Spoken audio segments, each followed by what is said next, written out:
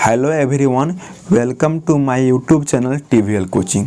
जैसा कि आपने इस वीडियो का थंबनेल देखा होगा, इस वीडियो के थंबनेल के अनुसार हम इस वीडियो में सामाजिक विज्ञान जिसका नाम है हमारी अर्थव्यवस्था जो है क्लास 10th के अनुसार है। इस बुक में जितने भी chapter by chapter objective question है, हम सारे के सारे ऑब्जेक्टिव क्वेश्चन का बारी बारी से अध्ययन कराएंगे पार्ट बाई पार्ट। तो लगातार अंत तक आप इस वीडियो पर बने रहिए और इस वीडियो से लाभ उठाइए। तो चलिए शुरू करते हैं, देखते हैं पहला इकाई का क्या नाम है और उस इकाई में कितने क्वेश्चन है। हम सारे क्वेश्चन को बारी बारी से देखेंगे।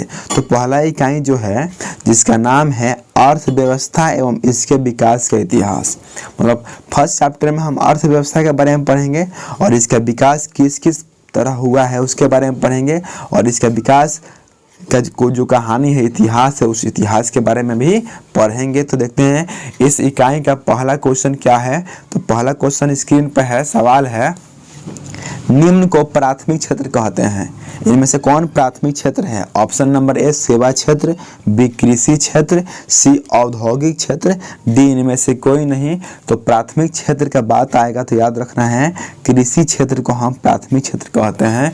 इसलिए फर्स्ट नंबर सवाल का ऑप्शन नंबर ए जो होगा इसका सही उत्तर होगा। तो हम आगे बढ़ते हैं अगले प्रश्न की ओर। अगला प्रश्न है इनमें से कौन से देश में मिश्रित अर्थव्यवस्था है। तो मिश्रित अर्थव्यवस्था की बात कही जाएगी तो याद रखना है भारत जो होगा इसका राइट ऑप्शन होगा, क्योंकि भारत की अर्थव्यवस्था जो है, इकोनॉमी जो है ये मिश्रित है। यहाँ के कुछ लोग अमीर भी हैं, कुछ लोग गरीब भी हैं और कुछ लोग मिडिल क्लास फैमिली से बिलोंग भी करते हैं। इस तरह यहाँ की जो अर्थव्यवस्था है मिश्रित है। तो इस तरह हम आगे बढ़ते हैं अगले प्रश्न की ओर। अगला प्रश्न है भारत में योजना आयोग का गठन कब किया गया था। भारत में जो योजना आयोग का गठन हुआ था वो 15 मार्च 1950 को हुआ था। याद रखिएगा 15 मार्च 1950 को भारत में योजना आयोग का गठन हुआ था। अगला प्रश्न है जिस देश का राष्ट्रीय आय अधिक होता है वह देश कहलाता है। तो देखिए राष्ट्रीय आय का मतलब क्या, देश की कमीनी जो है अधिक है, तो देश की जो आमदनी अधिक है तो हमारा देश क्या होगा, वह देश क्या होगा। तो ऑप्शन नंबर ए अविकसित होगा, बी विकसित होगा, सी अर्ध विकसित होगा, डी इनमें से कोई नहीं। तो सही उत्तर विकसित हो जाएगा। जिस देश की राष्ट्रीय आय सबसे अधिक है या अधिक है तो वह देश क्या कहलाता है, विकसित। और आय कम है तो क्या होगा, अविकसित। और हमारा देश भारत जो है विकासशील देश में आता है। ठीक है, तो पांचवा सवाल है इनमें से किसे पिछड़ा राज्य कहा जाता है। पिछड़ा का मतलब गरीब में आएगा। तो option number A Punjab, B Kerala, C Bihar और डी दिल्ली। तो बिहार जो है राइट ऑप्शन होगा। बिहार जो है पिछड़ा राज्य के अंतर्गत आता है, क्योंकि बिहार गरीब है, यहाँ पर संसाधन का अभाव है, यहाँ पर कल कारखाना भी बहुत कम है, इसलिए पिछड़ा राज्य की बात होगी तो बिहार पर टिक करना है। इस तरह इकाई 1 में कुल मिलाकर 5 ही क्वेश्चन थे जिसका हम अध्ययन आपको करा दिए। तो दूसरा इकाई अब शुरू करेंगे। तो देखिए दूसरा इकाई जो है, दूसरा इकाई का नाम है राज्य एवं राष्ट्र की आय। मतलब कहने का मतलब क्या है, इस जो चैप्टर है इकाई 2 वाला जो चैप्टर है, इस चैप्टर में हम अपने राज्य के बारे में पढ़ेंगे और देश के बारे में पढ़ेंगे और इसकी जो आमदनी है उसके बारे में पढ़ेंगे। यानी राज्य की आय और देश की आय के बारे में इस पाठ में हम पढ़ेंगे। तो देखते हैं इस पाठ का पहला क्वेश्चन क्या है। पहला क्वेश्चन स्क्रीन पे है, सन 2008 से 2009 सन 2008 से 2009 के अनुसार भारत की औसत प्रति व्यक्ति आय कितनी थी। यानी 2008 के डेटा के अनुसार, एवरेज के अनुसार से भारत में एक आदमी की कमीनी कितनी थी। तो इसका राइट ऑप्शन होगा 25,494 रुपया। यानी आज से लगभग 12-13 साल पहले एक आदमी की कमीनी थी 25,494 रुपया एवरेज के अनुसार से। इसमें जो कम कमाता है उसको भी लेके चलेंगे, जो अधिक कमाता है उसको भी लेके चलेंगे। तो यही बी नंबर जो है हमारा राइट ऑप्शन हो जाएगा। इस तरह हम आगे बढ़ते हैं अगले प्रश्न की ओर। सवाल है भारत में वित्तीय वर्ष कहा जाता है। तो याद रखिएगा सवाल कई बार पूछे जाते हैं एग्जाम में। 1 अप्रैल से 31 मार्च का जो समय है, 1 अप्रैल से 31 मार्च के जो समय है उसी को हम वित्तीय वर्ष कहते हैं। इस तरह हम आगे बढ़ते हैं अगले प्रश्न की ओर। लिखा हुआ है, सवाल है, भारत में किस राज्य का प्रति व्यक्ति आय सबसे अधिक है? भारत में किस राज्य का प्रति व्यक्ति आय सबसे अधिक है? तो याद रखिएगा, गोवा टिक कीजिएगा। गोवा की जो प्रति व्यक्ति आमदनी है वो सबसे अधिक है। इस तरह आगे बढ़ते हैं अगले प्रश्न की ओर। सवाल है, बिहार के किस जिला की प्रति व्यक्ति आय सबसे अधिक है? तो इसके पहले वाला सवाल पूछा था ना, हमारे देश के किस राज्य की प्रति व्यक्ति आय सबसे अधिक है, तो उस पर हम टिक किए थे। किस पे टिक किए थे? उस पर हम टिक किए थे गोवा पर। तो जब देश की प्रति व्यक्ति आय अधिक करके पूछेगा तो गोवा याद रखिएगा।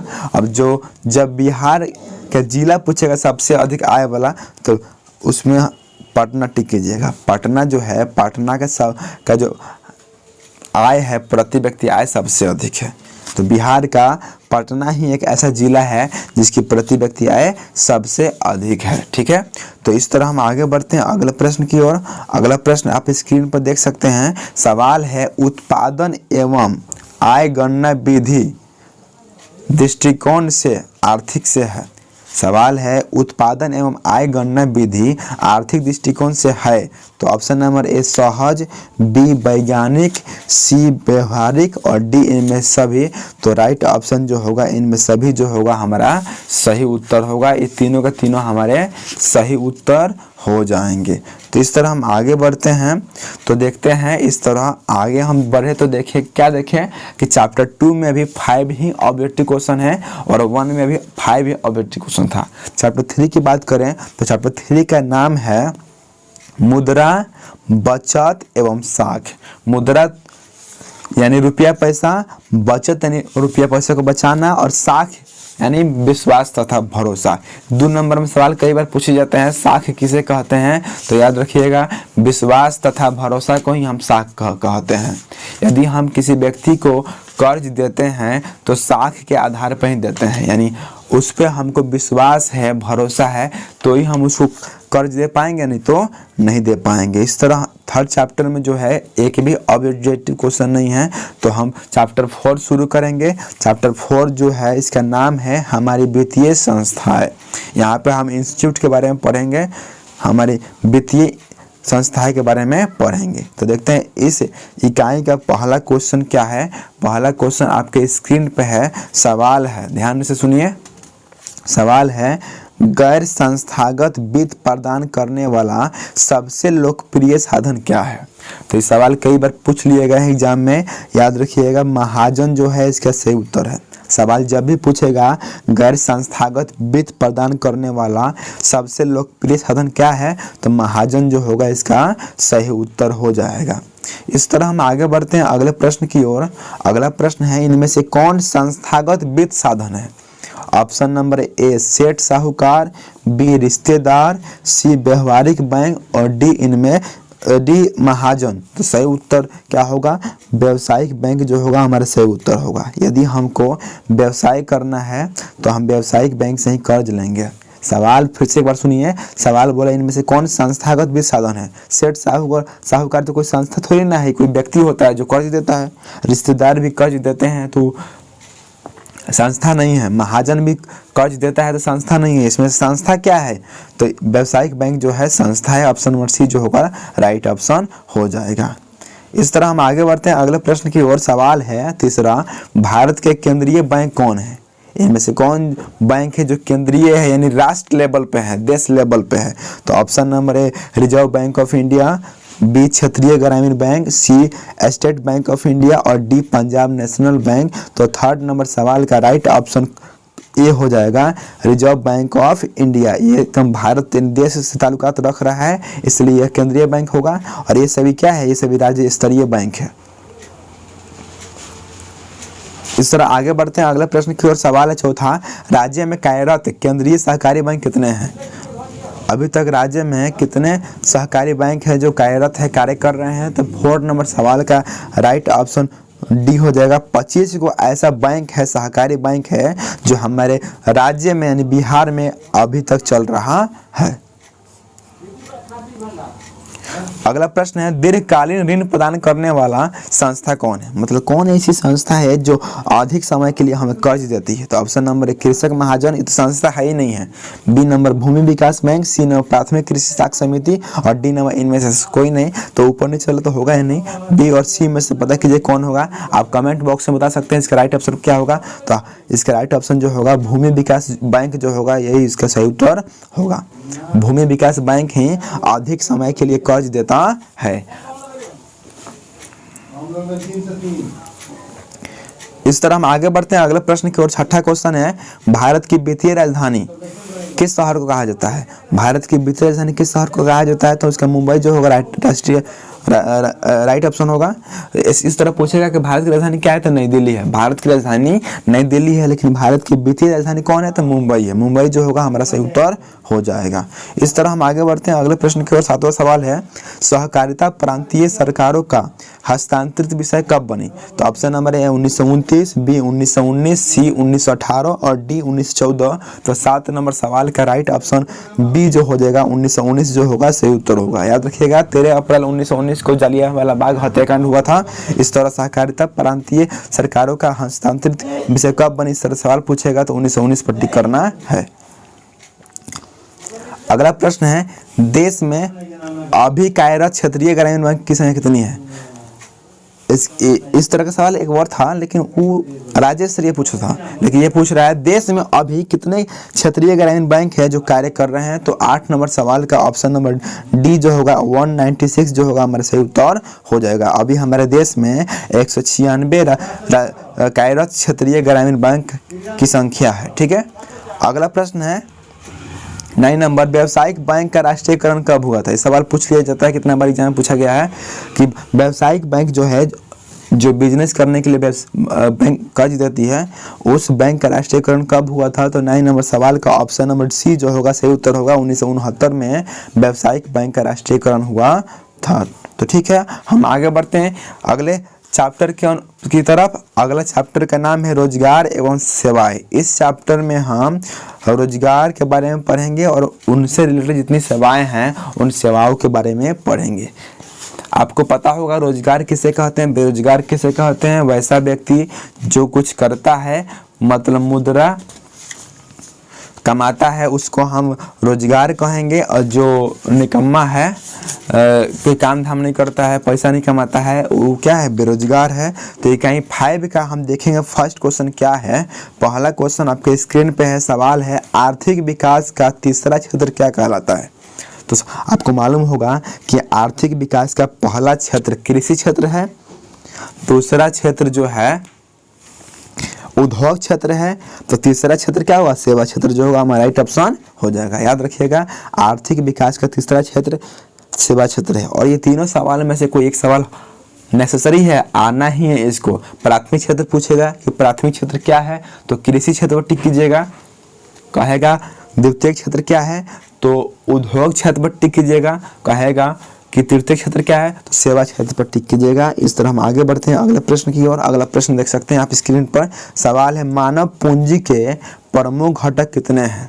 तो 2 नंबर सवाल का सही उत्तर जो होगा सी जो होगा सही उत्तर होगा। मानव पूंजी के प्रमुख घटक की संख्या 5 है। अगला प्रश्न है कौन बीमारू राज्य के अंतर्गत नहीं है। तो बीमारू देखिए बी आई से बिहार, एम ए से मध्य प्रदेश, आर से राजस्थान और यू से उत्तर प्रदेश। तो इसमें से देखिए कौन जो है नहीं आ रहा है। तो ऑप्शन नंबर उत्तर प्रदेश या उड़ीसा भी हो सकता है। तो सी जो होगा हमारा राइट ऑप्शन होगा। इस तरह ट्रिक आप याद रखिएगा। इस पर ट्रिक पर बी से बिहार, एम से मध्य प्रदेश, आर से राजस्थान, यू से उत्तर प्रदेश उड़ीसा और इन चारों पांचों को छोड़ करके जितना भी राज्य है वो सब बीमारू राज्य के अंतर्गत नहीं आता है, वो सब गरीब के अंतर्गत नहीं आता है। तो ऑप्शन नंबर सी जो होगा हमारा सही उत्तर हो जाएगा। कर्नाटक जो है बीमारू राज्य के अंतर्गत नहीं आता है। चौथा क्वेश्चन है कौन सी सेवा गैर सरकारी है। गैर सरकारी का मतलब प्राइवेट है। तो 4 नंबर सवाल का राइट ऑप्शन मॉल सेवा हो जाएगा। ये गैर सरकारी है, सरकार के द्वारा नहीं चलती है, इसे प्राइवेट लोग चलाते हैं। और मॉल सेवा में ही तरह तरह के सामान बिकती है, बहुत बड़ा सा दुकान होता है जिसमें सभी तरह के सामान बिकती हैं। अगला प्रश्न है ऊर्जा के मुख्य स्रोत क्या है? ऑप्शन नंबर ए कोयला, बी पेट्रोलियम, सी विद्युत और डी इनमें से सभी। तो इनमें सभी जो होगा राइट ऑप्शन होगा, क्योंकि ऊर्जा के जो स्रोत है तीनों के तीनों ऊर्जा के स्रोत ही हैं, इसलिए इनमें सभी जो होगा हमारा राइट ऑप्शन हो जाएगा।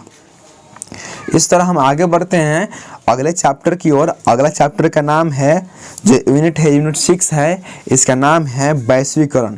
इस चैप्टर में वैश्वीकरण से रिलेटेड सारे टॉपिक का हम बारी बारी से अध्ययन करेंगे। तो देखते हैं इस चैप्टर का पहला क्वेश्चन क्या है। पहला क्वेश्चन आप स्क्रीन पर देख सकते हैं। पहला क्वेश्चन है नई आर्थिक नीति में किसे सम्मिलित किया गया है?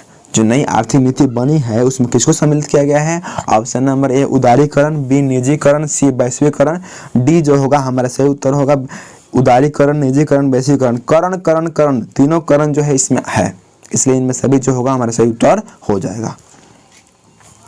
अगला प्रश्न है वैश्वीकरण के मुख्य अंक कितने हैं? याद रखिएगा सवाल कई बार पूछा गया है। वैश्वीकरण का मुख्य अंक 5 है।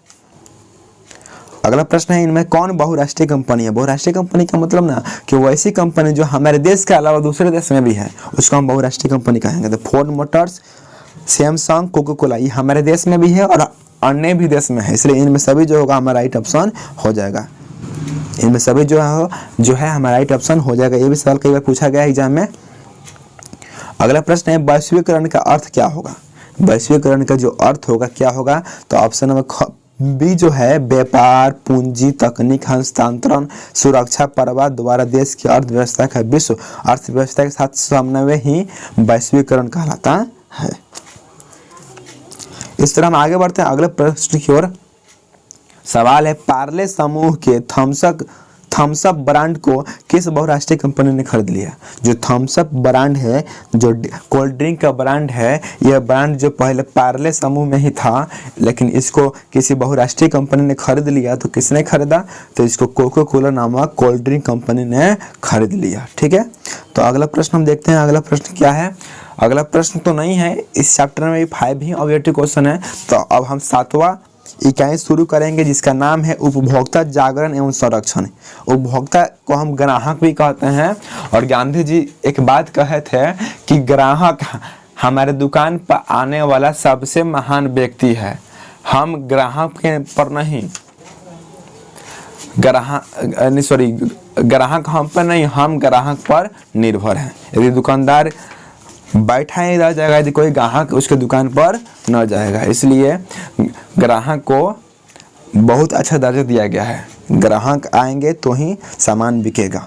तो इस चैप्टर का फर्स्ट क्वेश्चन देखते हैं। फर्स्ट क्वेश्चन स्क्रीन पे है। सवाल है भारत उपभोक्ता संरक्षण अधिनियम की घोषणा कब हुई?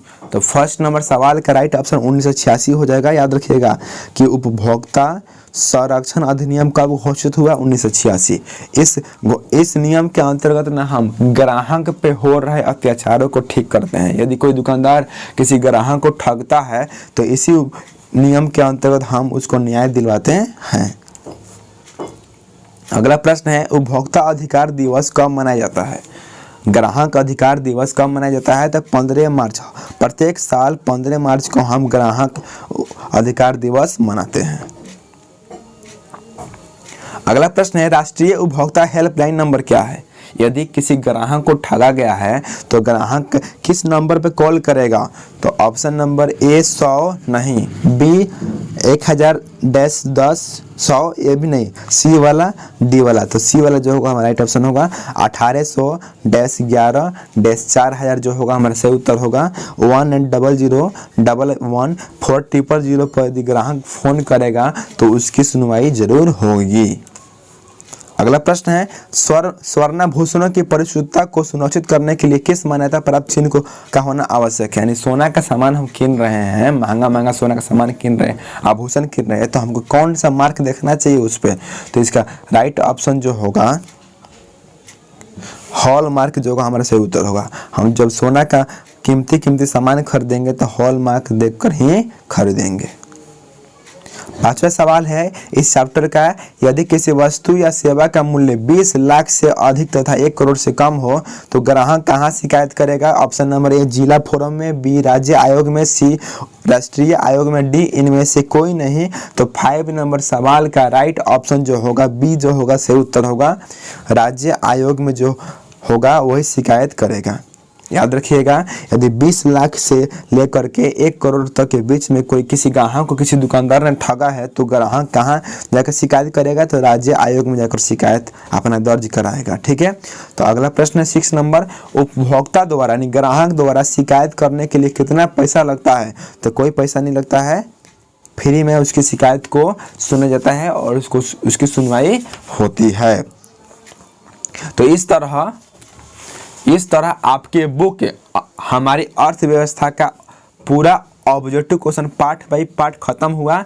यदि आप और भी किसी बुक का पूरा objective question part by part देखना चाहते हैं तो आप कमेंट बॉक्स में लिखिए, हम उसका भी वीडियो बनाएंगे। ठीक है, तो ऐसा ही आप हमारे वीडियो पर जुड़े रहिए, हमारे चैनल को सब्सक्राइब कर लीजिए। तो मिलते हैं नेक्स्ट वीडियो में, तब तक के लिए नमस्कार, जय हिंद, जय भारत।